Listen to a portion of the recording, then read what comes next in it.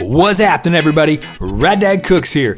Hey man, it don't matter if you and your clique like to party like this or they like to party like this. What you need to be serving up is this right here, that all-American classic dippable chicken wing, buffalo chicken dip. Let's make it. First, we're going to start off with our chicken, okay? I like to use a whole chicken. This is just a rotisserie. It's already cooked. I picked it up at the grocery store. I like the combination of light and dark meat.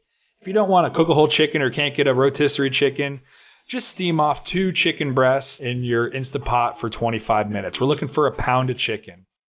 Once you get it pulled, cut it up into little cubes. Raddad Cooks, he likes his on the thicker side. He doesn't like to be eating a bunch of goppy old melted cream cheese with some shredded up cat pate. He likes those big old chunks. Once you get your chicken all cubed up, we're going to put 7 ounces of cream cheese and a 1/4 cup of Frank's buffalo sauce in here, okay? Now, if you want to make it more spicy, just use a straight OG Frank's and keep it to a 1/4 cup because you don't want to get the cheese to hot sauce ratios too out of whack. If you got a real fragile crowd, you can just do 2 tablespoons butter, 2 tablespoons Frank's buffalo sauce instead of the 1/4 cup. Once you get your cheese and buffalo sauce all melted together, we're going to add in 2 tablespoons of Hidden Valley Ranch, or whatever kind of ranch you like.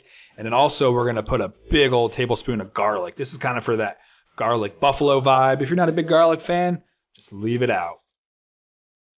I'm going to stir all that in, and we're going to start adding in our chicken, okay? Just add like half at a time.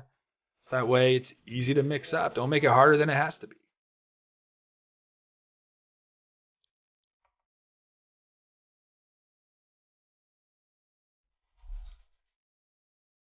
Once we got all that chicken combined with our buffalo sauce and cream cheese, we're going to spread it out nice and flat into a 1.5 quart casserole dish. Top it with as much or as little cheese as you would like. And throw it into an oven that's preheated at 375 degrees. And we're going to cook it for about 25 minutes, maybe a little more, a little less, depending on how melted you want that cheese.